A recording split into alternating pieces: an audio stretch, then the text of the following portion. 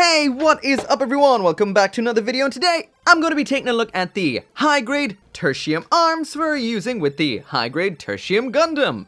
Believe it or not. So just like the high-grade Tertium Gundam itself, this of course is from Gundam Build Divers Re-Rise. This is just a weapon kit, so there is no Gundam included. There's the image on the first side of the box that shows you exactly what you'll get in here. Around on the other side, we can see what we get. That of course is the long beam rifle, huge booster, and what looks to be a pair of shields. So far, looking pretty cool. Of course, as usual, I cannot start this video without thanking those absolutely awesome people over at HobbyLink Japan. So if you do want this or the Tertium Gundam of your own, the links will be down there right now in the description. Now here we go. So by combining this kit right here with this one right here, which is the standard high-grade Tertium Gundam, what you get is this right here. And this of course is the Advanced Tertium Gundam. Or should I say, Advanced Gundam Tertium, which is basically the variant of this model suit we would have seen in the final battle in Gundam Build Divers Re-Rise. So once again, like I mentioned already, the Gundam itself is not included, and just in case you missed the high-grade Tertium Gundam review itself, or you've just plain forgotten, here's a quick summary of what I said. So if you're like me, the first question you'll have about this kit is, how different is it to this right here, Gundam Celtsum? And the answer is that. Essentially, the only difference is that new V-fin and the face. That is about it. Otherwise, physically, it's exactly the same as the Celtsum right there. So there is the Gundam Tertium with absolutely everything that it comes with, and I have to say, this isn't really a lot. Beam sabers. I mean, seriously, look at this. Look at this. That is bad. This is the beam saber into the hand and push on through. What? And then pow! Oh, beam rifle. On the whole though, it still looks pretty nice. We do get two spares of these. I don't know, maybe you can like treat down here like a pocket or something and pop it in and keep that for later. Second beam rifle, and I love this design. Sadly, as you can see, the inside of that canister section is hollow, which is a bit lousy looking. Bronze, tier, gunpla. Also, I do talk about the Celtsum arms in the exact same video, just in case you want to know about them too. But that's enough about that. Let's get on to this. So this right here is actually one of those rare times where I haven't built the kit in advance. So bottom first, so we can get those instructions. This actually seems quite simple. We've just got a leaflet style set of instructions and just one bag of two runners and some oof, man, those are some big stickers.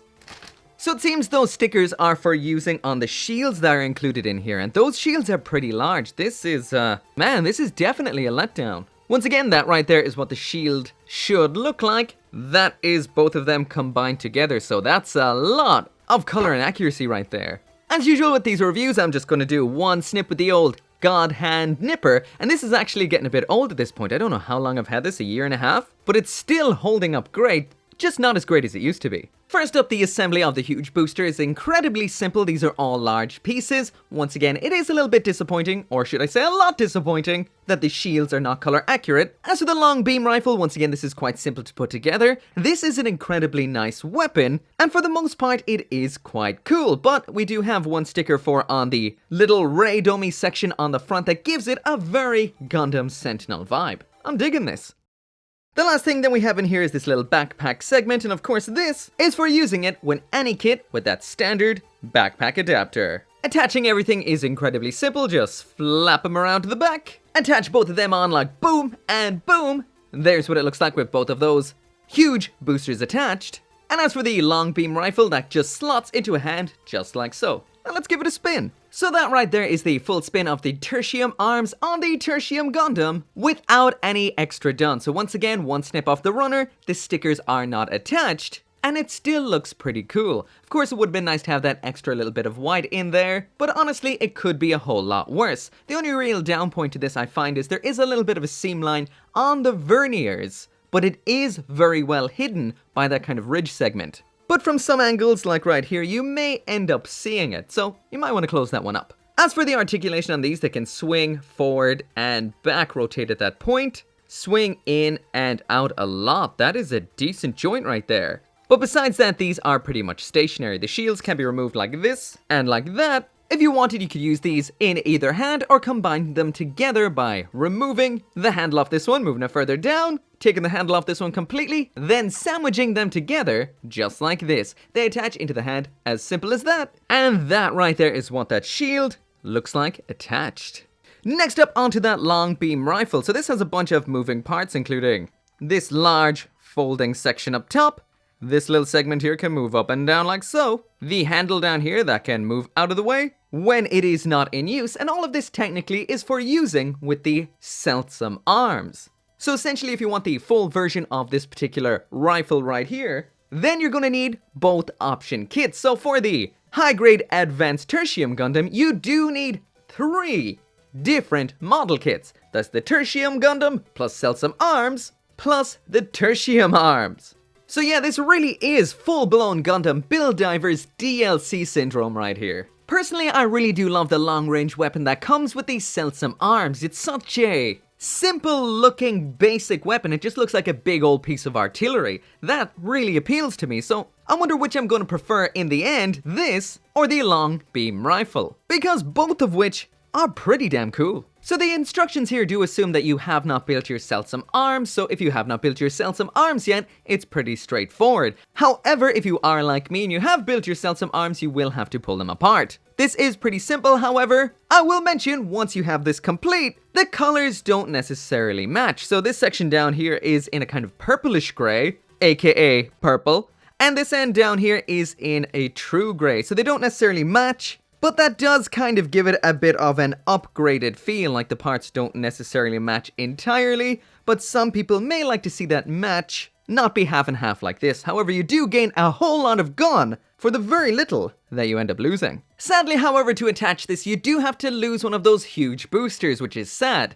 Technically, you have to lose them both. I left one on just in case you want to see what that looks like, and this attaches on super simply. There is what the Tertium Gundam looks like with both the super long version of the long beam rifle and one of the long boosters, but once again, the instruction says to leave this out, so just have that big old gun, so that's what I'll do. Anyway, there is it attached and completely unfolded, and this is one gargantuan rifle. So anyway, once again, there's that full 360-degree spin, and this is one ridiculously lengthy weapon right here. This really reeks of Gundam Zeta and has that real Gundam Sentinel vibe. I absolutely adore this. Once again, some people may not like the fact that the colors don't necessarily match. For example, the blue on this and on the boosters doesn't match with the blue we would have seen in the Celtium arms, and the gray of what would be the weapon itself does not necessarily match with the purple that's on the arms of, once again, the Celtium arms. That may bother some people, but there's always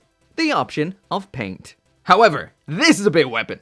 So seeing as the Tertium Gundam back there is not using these boosters anymore, that does mean they are up for grabs. So we do have the backpack adapter here, so it's time to grab some kits to use with it. So as usual, I'm going to go with the revived version of the Grandpappy. I was going to go with the Crystal Earth 3 Gundam right here, but then I realized that I do not have a backpack adapter for this particular kit handy, so I was like, do I have any Gundam that's in blue that might match this? And I found good old Gundam Dantalion. So let's try it out on these guys.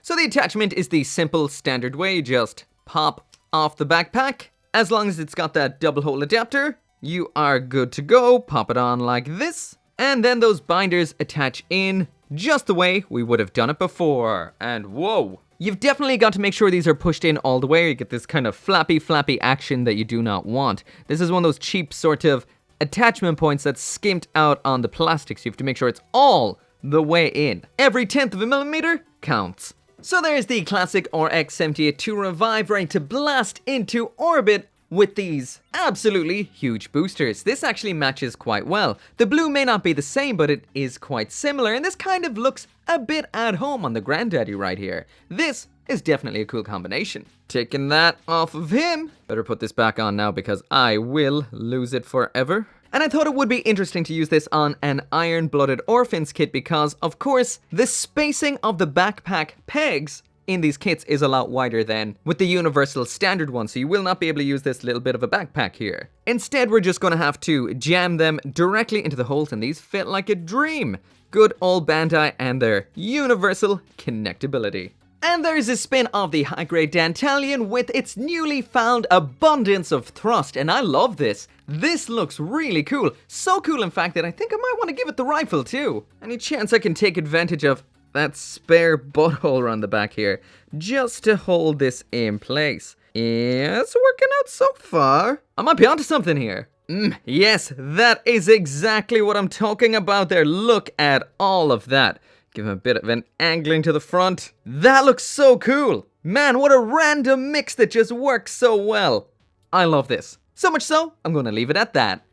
Anyway, that right there is it for the review of the high-grade Tertium arms. I love this little kit, it's really good. So as usual when it comes to kits like this which are just a bit of an add-on, I'm not actually going to give this a ranking tier, but I do highly recommend it. This is a beautiful weapon, the thrusters look great. In a way, I feel you kind of do need to sell some arms for that cool big binder section that attaches the long rifle to the back of the Tertium Gundam, especially if you want to build that advanced Tertium, or stick it on your Dantalion like this right here. But anyway, if you do want one of your own, there's a link down there in the description. You can get yours at Hobby Link Japan. As always, thank you so much for watching, and I will see you next time.